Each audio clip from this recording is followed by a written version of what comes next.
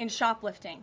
Brown had previously served 5 years in prison for a robbery with a deadly weapon charge, and he had also forfeited bonds 3 different times, twice in 2014 and once in 2023.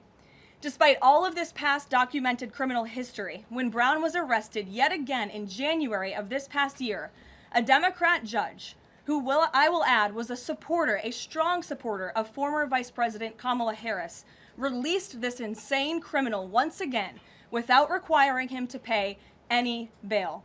He simply had to sign a written promise to return for his court hearing.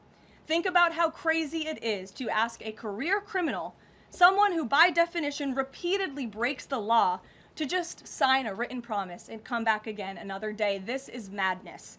This monster should have been locked up, and Arena should still be alive. But Democrat politicians, liberal judges, and weak prosecutors would rather virtue signal than lock up criminals and protect their communities.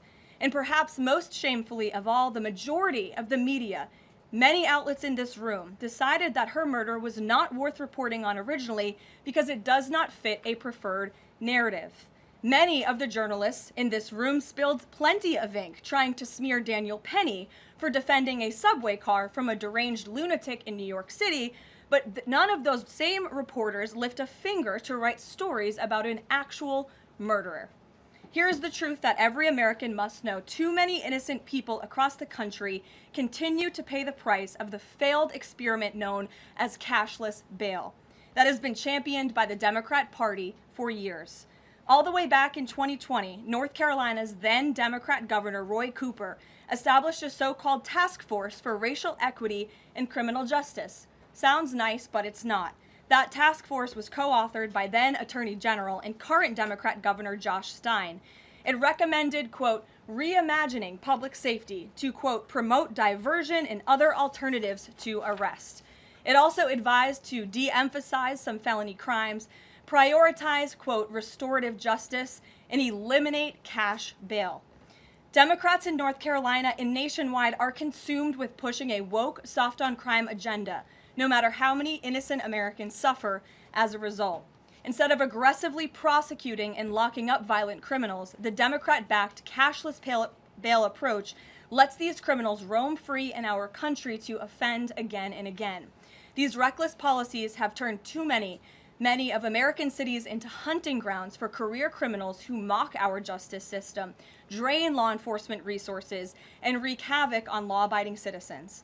Enough is enough, and that is why President Trump is doing everything in his power by taking action to undo these absurd policies. The president recently signed a powerful executive order directing the AG to submit a list of states and local jurisdictions with cashless bail policies so that the Trump administration may identify federal funds that are being provided to these states and can potentially be suspended or terminated. President Trump firmly believes that to maintain order in public safety, we must incarcerate individuals whose pending criminal charges or criminal history demonstrate a clear, ongoing risk to civil society. This is a common sense and sensible approach that the vast majority of Americans agree with, and it's time for the Democrat Party to get on board with what is right. When these criminals are caught, they must be prosecuted to the fullest extent of the law and be sent to prison, where they can no longer terrorize our streets. This is the mandate the American people delivered to President Trump, and it's a mandate he intends to fulfill. Staying on the topic of public safety, new preliminary data released today by Customs and Border Protection in August shows that President Trump has delivered the most secure border in American history. For the 4th straight month, 0 illegal aliens were released into the United States by CBP. Nationwide encounters are down 93%, below the peak of the Biden administration. Border Patrol apprehensions on the southwest border in the entire month of August were less than what was apprehended in 4 days in August 2024 under the Biden administration.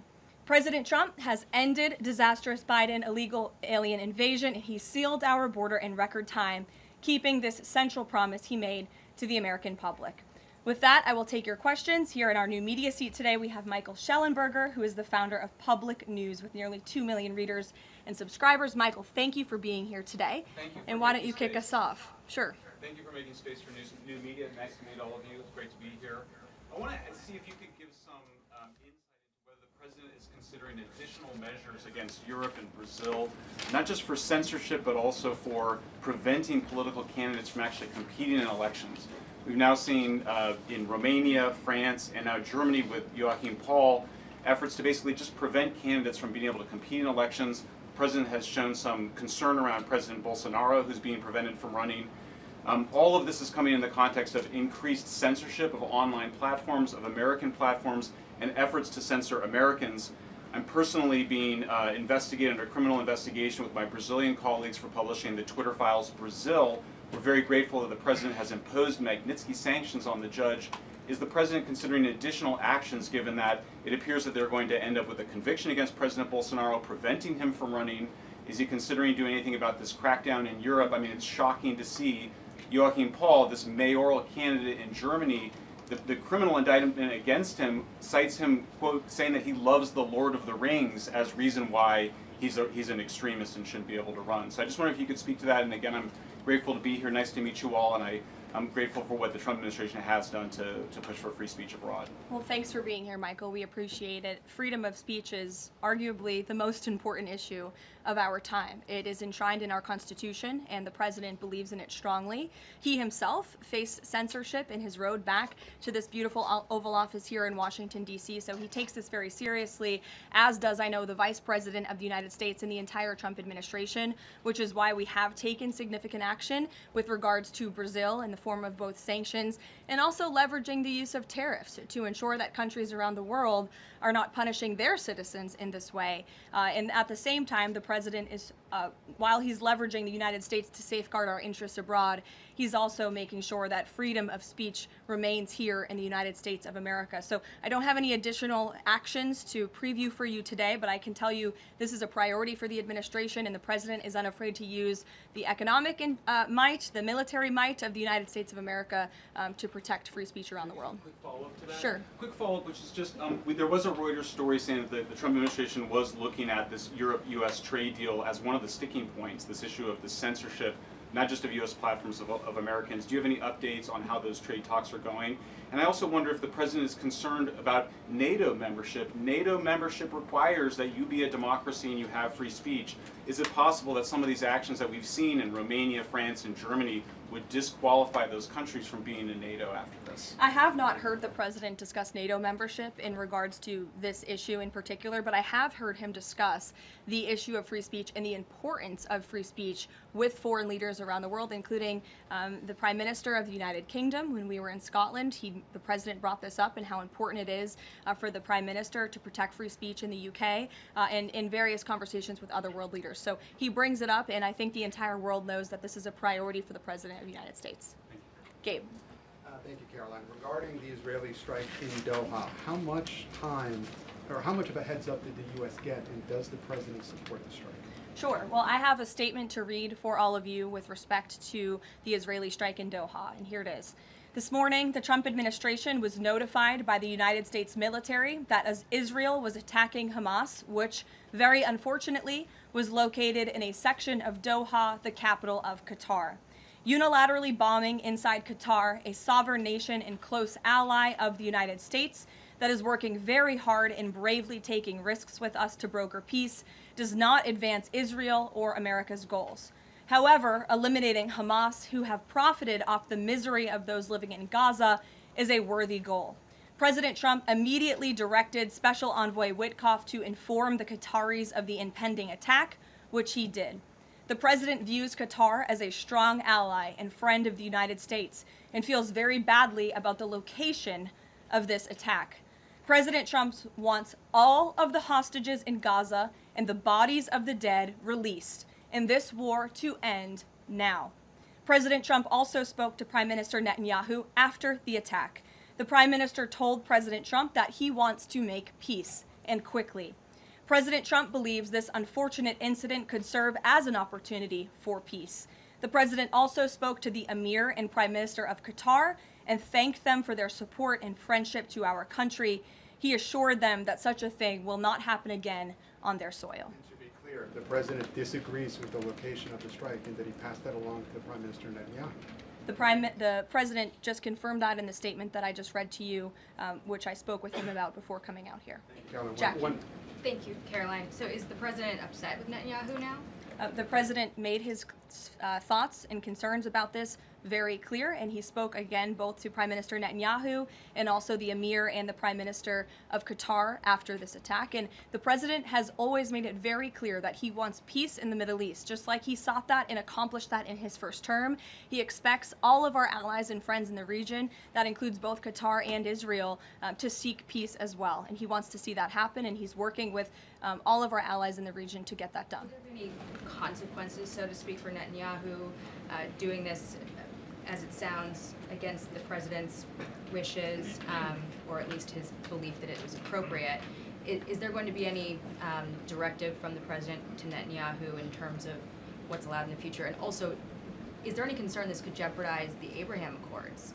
Look, that's a decision only the president can make. With respect to your first question, to answer your second question, as you heard from the president, he said he believes that this can serve as an opportunity for peace, and he's still actively and aggressively pursuing it with all of our allies and partners in the region. Jennifer? Just to follow up on that, Caroline, are you able to say how often the president spoke to the Prime Minister of Israel before this? Because that's one question. And then what did he mean on Sunday when he posted, "I've given my last warning to Hamas," etc.?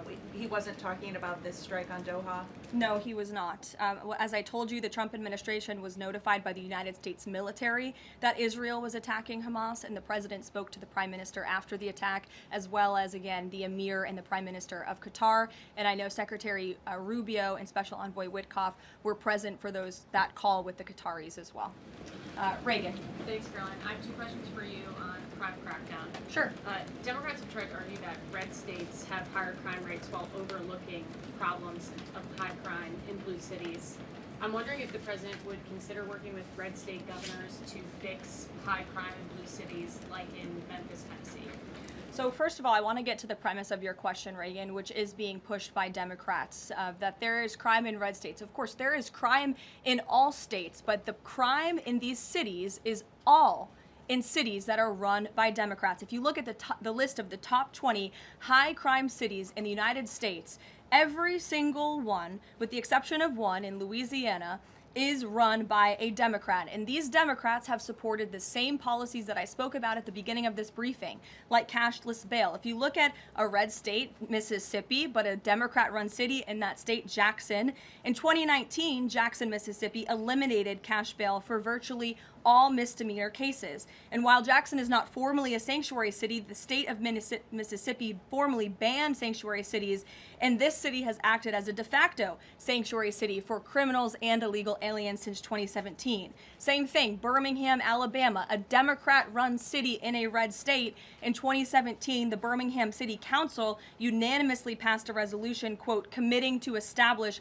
sanctuary policies. So if you actually look at the facts from these Democrat-run cities, these are cities that are run by Democrats and by by members of the Democrat Party. These are blue cities, and they have all supported these disastrous policies which allow repeated career criminals back onto the streets to further commit acts of violence. And so to answer your question, yes, the president wants to work with anyone across this country who wants to end these horrible policies and to bring law and order to our streets. And I think that is proven by his tremendous cooperation with the mayor of Washington, D.C. and our nation's capital. And just look at the results of that. And I do have some updates for you on the D.C. crime crackdown if anyone is interested.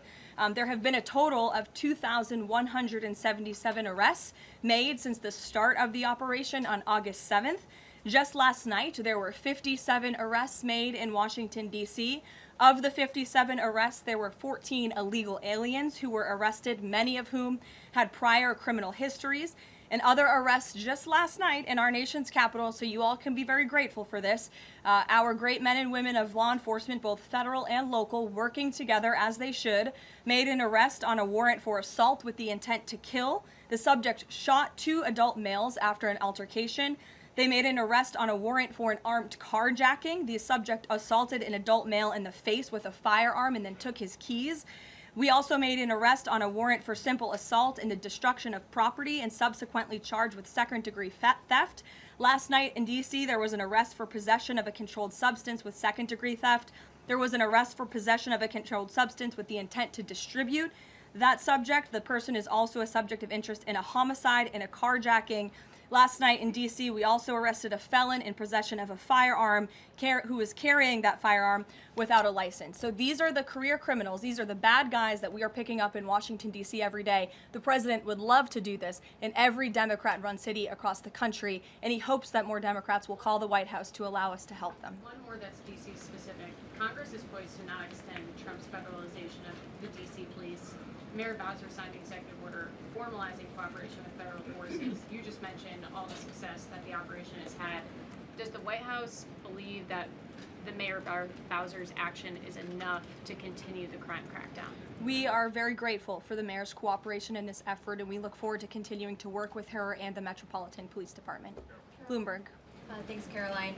The president says, he'll plan to speak with Putin soon. Can we expect a phone call between the two leaders this week? I don't have any phone calls to read out between you, the president, and any other foreign leaders. Ed. Thanks, Carolyn. I want to ask about the benchmark revisions that came out. If you look at the revisions between March of 2024 and March of 2025, and you do a little math, it averages out to 73,000 jobs roughly per month added to the economy, less than what was thought. When can we expect the Trump administration, now their policies are rolling out, for that increase, that average to increase? Well, let me just say something about the revisions that came out this morning, and this was one of the biggest revisions in absolute terms in decades. And the benchmark year, March 2024 to 2025, shows that the job growth was vastly weaker during the Biden administration than ever previously reported. Between this revision and last year's, job growth was actually overstated by approximately 2 million jobs. And the Biden administration stood up here and vouched for that data and told you that data was real. And when President Trump calls into question the veracity of that data, like he did before he took the oath of office and even now as President of the United States, he was ridiculed for that. And turns out this revision proves two things. Number one, the president was right. And this is why we need new leadership at the Fed. And this makes it very clear that President Trump inherited a much worse economy by the Biden administration than ever reported. And it also proves that the Federal Reserve is holding our monetary policy far too restrictive. Interest rates are too high. The Fed needs to cut the rates because of the mess that we inherited from the Biden administration. Time frame. The president has said a year. Secretary Besson said maybe the fourth quarter. When can we expect these numbers to increase? Well, first, we need accurate numbers. We need truthful and honest data, which is why the president took the monumental step to try and appoint and confirm new leadership at the BLS so we can have data that we can actually rely on. And that's what the president is doing, and we hope that his nominee will soon be confirmed. Charlie. You addressed the crime of Irina Zarutska, and the president has done a lot to deliver justice for victims of crimes like that horrific stabbing. And the Epstein files are back in the news because a lot of Americans feel that that Jeffrey Epstein's victims never got justice. Does the president care about these victims?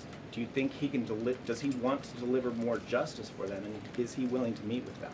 The president cares about victims of all crimes, and that's why Republicans in the Trump Department of Justice have done more in terms of transparency when it comes to the Epstein case than any prior administration. And why are the Democrats all of a sudden caring about this? It's because they are desperately trying to concoct a hoax to smear the President of the United States. We have seen this time and time again. Ro Khanna and all of these other Democrats, they could have cared about those victims 4 years ago. When Joe Biden was in office, they could have pushed for transparency then. Unfortunately, the Democrats are using victims as political pawns to try to smear and to push a hoax against the President of the United States. And I will get you numbers on the amount of child predators that this administration and this FBI and this Department of Justice have locked up under President Trump's leadership. We have done more than any president to protect victims of crime, especially disgusting, heinous sexual crimes, and that includes the deportation of illegal aliens who are perpetrating these crimes against innocent victims in our country right now today, and that remains a top priority for this administration. Does the president, will he meet with the victims? On the Doha strikes, did the president speak with Netanyahu before they were carried out? Did he urge him to not go through with it, or did they only speak afterwards? Again, I read you a statement. The Trump administration was notified by the United States military that Israel was attacking Hamas. The president directed his special envoy Witkoff to immediately call the Qataris, and after the attack, he spoke to Prime Minister Netanyahu. One more. Behind you. Thank you. Go ahead. About the Epstein case, would the White House support a professional handwriting expert review of the document released yesterday to prove that it's not the president's signature? Sure, we would support that. And in fact, I have already seen many forensic analysts of signatures coming out. I believe it was the Daily Signal that published a piece with 3 separate signature analysts who said that this absolutely was not the president's authentic signature. And we have maintained that position all along. The president did not write this letter. He did not sign this letter. And that's why the president's external legal team is aggressively pursuing litigation against the Wall Street Journal, and they will continue to. Christian. Thanks, Caroline. Following up on Ed, now that we have these revised jobs numbers, is the president concerned at all that price spikes, stemming from his tariffs through the end of the year might actually be driving the country towards a depression or a recession? What I'm asking is he committed to these policies now that we know how faulty the jobs data was? The president is committed to his policies because his policies are working, Christian. And there have been a lot of people fear-mongering about inflation in this room, but it just has not come to fruition. On a monthly basis, CPI inflation has now come in at or below the market's expectation for 6 consecutive months, every month that President Trump has been in office. Overall, inflation has run at a 1.9% average pace in the president's first 6 months in office. I would have told all of you that in January, you would not have believed me, but those are the facts and those are the numbers. And we also see many other positive signs in economic indicators like real GDP. In the second quarter, it was revised up to 3.3%. That beat the market's expectation. We know there's a capital spending boom right now, which we know is one of the greatest economic indicators of job growth. We know wages are increasing at a far faster pace than they were under the previous administration. We see productivity in the second quarter was also revised up to a strong 3.3%. In total industrial production, factory output also surged. All of this means the economy is moving, people are working, people are spending money. You look at consumer spending, that is also ticking up and in the right direction. In a large part, it's because of the incredible work the president has done in terms of energy and unlocking our energy dominance in this country. Again, these jobs, the numbers from the BLS today prove that the economy was an absolute mess, and we are working every single day to fix it, and all of those indicators I just read for you are positive sign of what is to come. Just one more quickly on Sure, trade, Danny. Just wanted to get a bit of clarity on the sequence of events for the Doha attack and the notification. You said that the U.S. military notified, if I got it right, the Trump administration was notified by the U.S. military. That's right. Was the U.S. military notified by the Israeli military, or did the U.S. military detect an incoming Israeli attack on Qatar? The U.S. military notified the White House and the President of the United States. That's all I have to share for you on that, Danny. Thank you. Jeff. Also following up, you said that the president assured the leaders in Qatar that this would never happen again. Did he say that to the Prime Minister of Israel, and did Prime Minister Netanyahu agree to that? The president told that to the Emir and the Prime Minister of Qatar, and the president also overstressed the importance of peace in the region in his conversation with Prime Minister Netanyahu as well. And Prime Minister Netanyahu told President Trump he wants peace and he wants it quickly. That's what the president expects to happen. The president is very clear in the statement that he just had me read, and you will all see it out on True Social very shortly, I am sure. The whole world will see it. He wants all of the hostages released out of Gaza, and he wants this war to end. Those are two clear directives that the president is making very clear for the entire world to understand. Mary.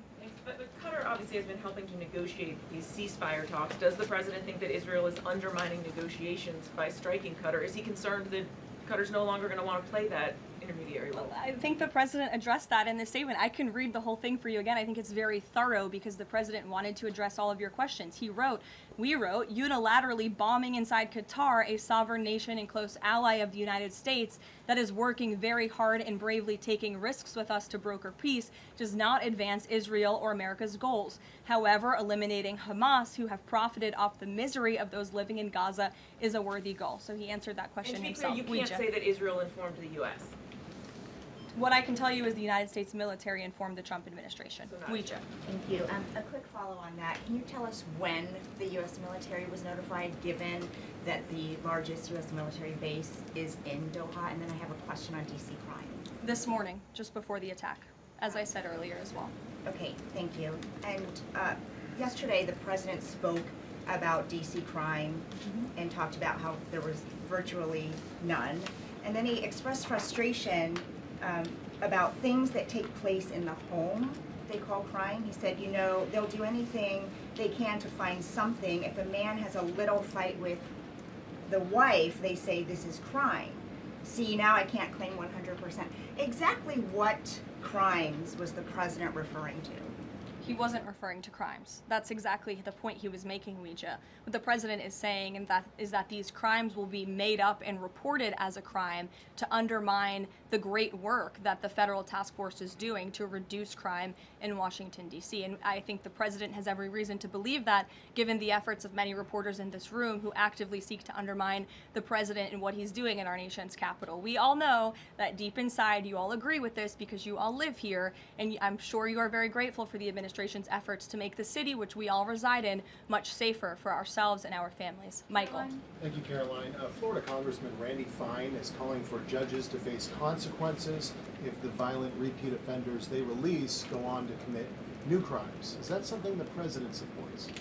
It's not something I've heard the president discuss. You can ask him yourself next time you have the opportunity to. How's that? Caroline, one more question. On Thursday, President Trump will head to the Pentagon and also to New York City in honor of the 24th anniversary of 9/11. Has the president expressed any interest on creating or having congressmen create a new 9/11 commission to answer some of the ongoing questions many Americans have about that day? I, again, have not heard the president discuss that. You're welcome to ask him yourself, but I do know he very much looks forward to going to both the Pentagon and the Yankees game in New York City on Thursday to commemorate the 24th anniversary. As you know, the president is a New Yorker at heart. He loves the city very much. It is his home, and you'll hear more about that on Thursday when the president speaks on this himself. Kelly. Caroline, thank you. I wanted to ask you a question about the president speaking yesterday before the Religious Liberty Commission. As you know, he's created the White House Faith Office, the Task Force on Anti-Christian Bias, and yesterday he talked about the importance of the Bible in America and the importance of prayer in America. Some people have criticized him for that in stating that he's espousing Christian nationalism. Yet the president has called on the American people to band together in praying for this nation for people of all faiths. How important is that to the Trump administration, and are there guidelines for implementing that?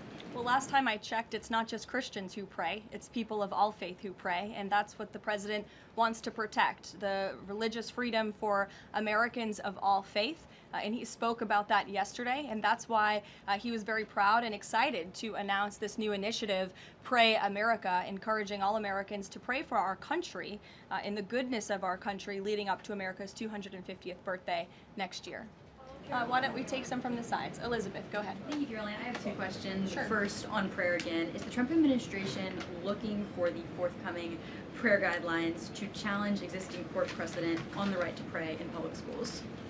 Well, the president spoke about that yesterday, and some of the changes we are making to ensure that the religious liberties of America's students and our youth are respected in public schools. In fact, he had a young student and invited him on stage to share his story about how when this young boy spoke about biological and biblical truth in his classroom, he faced consequences for that, and how Americans of faith should not be facing consequences for expressing their religious freedom and their religious views. Not in any public school in America should that be happening. You heard the president talk about that yesterday.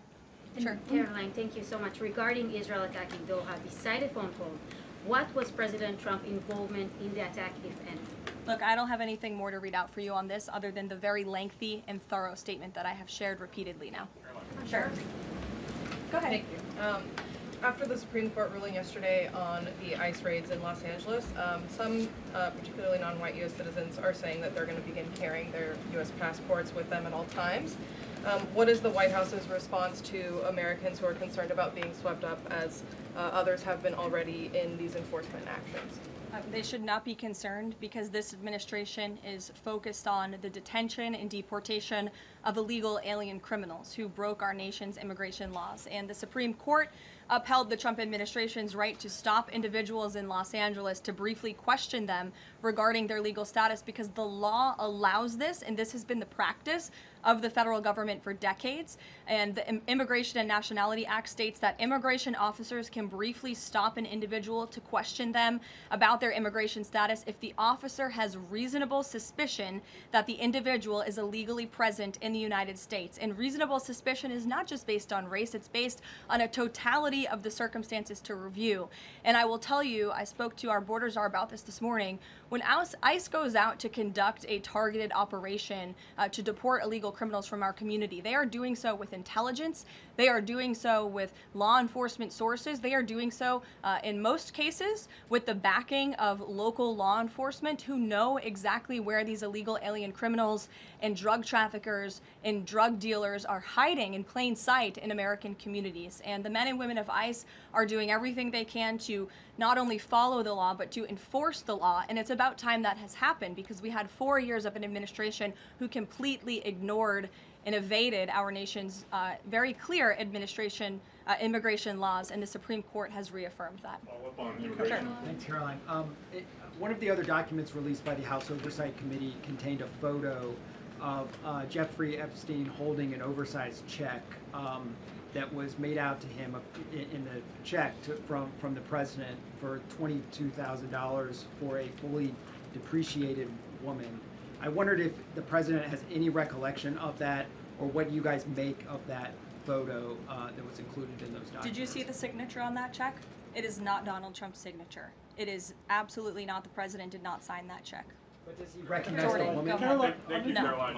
On the New York City election, Caroline. is he Well, considering? I'll take both of you. Go ahead. So first, is the president considering offering Mayor Eric Adams a job? If so, why? And does he think Curtis Lee was a serious candidate for New York City mayor? Look, the president has made it quite clear he wants this race to move forward in New York City. He does not want a communist to be running New York City, but as for weighing in on other individual candidates, I'll leave that to the president to do himself.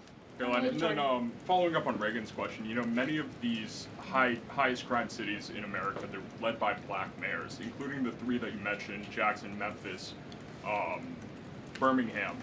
So given that, what's your response to criticism from the left that Trump is targeting black mayors? Isn't he just trying to protect black people? The president is trying to protect all Americans from crime, and he wants to make all of our cities in America safe. And the fact is, the most dangerous cities in America are run by Democrats, overwhelmingly. And according to the FBI crime statistics, 19 of the top 20 cities with the highest murder rate are run by Democrats. And these high crime, Democrat-run cities are driving up the crime stats in otherwise safe red states. So of course he wants to address this problem. He's made that quite clear. You know, Mike Johnson, he came out and said that the president was an FBI informant. Do you know what he meant by that, if it's not true? I can affirm that is not true. I think the speaker was referring to the fact that President Trump kicked Jeffrey Epstein out of his Mar-a-Lago property for reasons the president has already discussed. John. Oh, thank you, Caroline. First of all, as a Washington, D.C. resident with my family, I just want to thank the administration for revitalizing safety here. In the last 3 weeks, it's been stunning. Well, I want to go to Virginia. All of a sudden, out of the blue, Winsome Sears has closed the gap on Abigail Spanberger. Got 4 issues. Coerced abortions in Fairfax County without telling mom or dad, no parents. Girls going in boys' bathrooms on film, right? 2 of the young fellows get suspended for complaining about it. Virginia Beach man, an innocent man, is now died in a car crash by a drunk illegal going on the other side of the road, and now you got Spanberger's got these racist signs. When are we going to get the president to make an official endorsement of Winsome Sears and maybe come and campaign in Southwest Virginia? Well, as you know, I'm very limited in what I can talk about when it comes to political endorsements in future elections from this government podium. But all of the issues that you just mentioned I know are very important to the president, and it's quite common sense. It's the foundation of the Republican Party, and it's what sent this president back to the Oval Office. We want to keep men out of women's sports and bathrooms. We want criminals to be locked up. The president wants to see law and order in every state across the country. But as for political endorsements, I'll leave that to him and his political advisors to make those. Sure. Haley. Thanks, Caroline. I have two questions for you, if it's okay. One on Doha and one on immigration and crime. Sure. On Doha, ahead of the strike we saw today, did the administration at any point try to dissuade the Israelis from the potential for an action like we saw today? Again, I have answered questions repeatedly on this. I have a very lengthy statement which we will release after this briefing for all of you to read and to report on once again. Okay, and then on a case in Maryland, the killing of Dakara Thompson, there are reports that the suspect arrested for her murder was in the country illegally and arrested and released for driving under the influence both in 2022 and in April of this year by U.S. Park Police.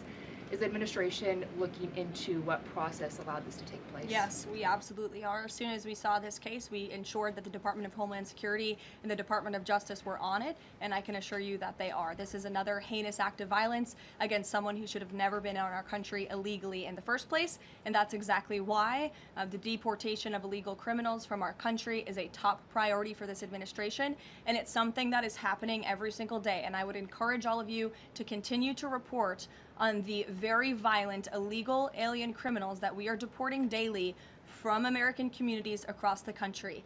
We will never understand how many lives have been saved by these efforts, or how many lives would have been lost if not for this president and the administration's policy to deport illegal criminal aliens. Emily. Thanks, Caroline. Follow up on Charlie's question. Would the president meet with the Jeffrey Epstein victims? I don't have any meetings for you to read out on that. Go ahead. Thanks, Caroline. Is the Trump administration considering a ban on transgender Americans owning guns? Is that something the president would support, even as we've seen some gun groups oppose the idea of it? I saw reporting on this. I understand there were very preliminary, low-level discussions about this at the Department of Justice, and then sometimes those discussions are reported as fact. I'm not tracking any potential actions on this front, and I'll let the president weigh in on that. It's a policy decision, and it's far too early or would be premature, inappropriate for me to weigh in on it at this point in time. Behind you. Go ahead. After the immigration raid at the plant in Georgia on Friday, the president said over the weekend that he's open to some kind of changes in perhaps rules or visa rules or law that would prevent something like that happening in the future for skilled workers to train American workers. That's right. Can you confirm that and that the administration supports those changes, and what exactly would that look like? Well, the president said it himself in a statement that he put out on Sunday night, where he is very grateful for foreign companies from around the world and the investments that they are making right here in the United States of America. And he understands that these companies want to bring their highly skilled and trained workers with them, especially when they're creating very niche products like chips, or in this case in Georgia, like batteries. But the president also expects these foreign companies to hire American workers, and for these foreign workers and American workers to work together to train and to teach one another. And so he expects these foreign companies to hire American labor. We want Americans to have these jobs. Americans need these jobs, but he also understands the need for these companies to bring over their workers who already have these skills. So I think it's a very what those changes might be? I think it's a very nuanced and responsible and sensible approach for the president to take, and I know that the Department of Homeland Security and the Department of Commerce are working on this matter together. I would defer you to them for any further action on this front. Maggie. Caroline, thank you. I want to follow up on something you said. You said the Epstein documents are a hoax that Democrats are perpetrating against the president. You've said he didn't sign that check, that he didn't sign the birthday card that he allegedly signed. So what is the theory, since these documents came from the Epstein estate? Who is I guess in your view, faking these documents? I did not say the documents are a hoax. I said the entire narrative surrounding Jeffrey Epstein right now that is absorbing many of the liberal cable channels on television is a hoax that is being perpetuated by opportunistic Democrats like Ro Khanna and the others whom you saw on that press conference outside of Capitol Hill, who are trying to push this hoax against the President of the United States. What exactly is the hoax? I'm just trying to understand what's fake. What's fake is not the documents. The hoax is the Democrats pretending to care about victims of crime when they do not care about victims of crime, when they have done nothing to solve crimes, when they have done nothing to lock up child pedophiles and child rapists across the country, and when they are now using victims as political props to try and, again, smear the President of the United States and drag on this bad story about him. It is a distraction. The Democrats view this story as nothing more than an attempt to distract from the accomplishments and the achievements of this administration. And that is what we mean when we call it a hoax. If he didn't sign these, if you said he didn't sign the birthday card, he didn't do this, he also didn't do the check, those were in documents from the estate. So what is the working theory as to why he's in them? The president has one of the most famous signatures in the world, and he has for many, many years. You know that, Maggie, you've covered him for a long time, long before he assumed this office when he was a businessman in New York. The president did not write that letter. He did not sign those documents. He maintains that position, and that position will be argued in court by his lawyers. The president is very confident he is going to win this case. Carolina. Thank you. Is the president planning to meet with Eric Adams in New York, maybe at the Yankees game? And has he personally talked to him about the race? I am not tracking any meeting with Mayor Adams at this time, but if that happens, I'm sure the New York Post will be one of the first people to know about it. I'll take a couple more questions. Why don't we go to the back? Tom Dempsey with News Nation. Regarding the growing U.S. military News presence... Nation, all the way in the back. Regarding the U.S. military, the growing U.S. military presence in the Caribbean, when asked directly about possible future military action, President Trump responded, "You're going to find out." What can the U.S. public expect of that situation moving forward, and what sort of ongoing threat does Trendejo Agro? I think it would be very unwise of me to preview what the president meant from this podium. But I think what the heart of what the president was saying, I know what the heart of what the president was saying and this administration believes, is that the regime in Venezuela is illegitimate. And it is unacceptable to this president and this administration to traffic illegal, deadly drugs into the United States of America. And that's why the president and the administration took very strong action against a boat and 11 narco-terrorists in international waters, as you all saw. I think that sends a very strong message to drug traffickers around the world. The president will not tolerate it, and the amount of drugs on that boat represents the lives of thousands of Americans that could have been killed by that deadly poison, and we're not going to allow that deadly poison to come into our country. The president will be signing a proclamation in the Oval Office later this afternoon, and we will see you all later. Thank you. Thank you.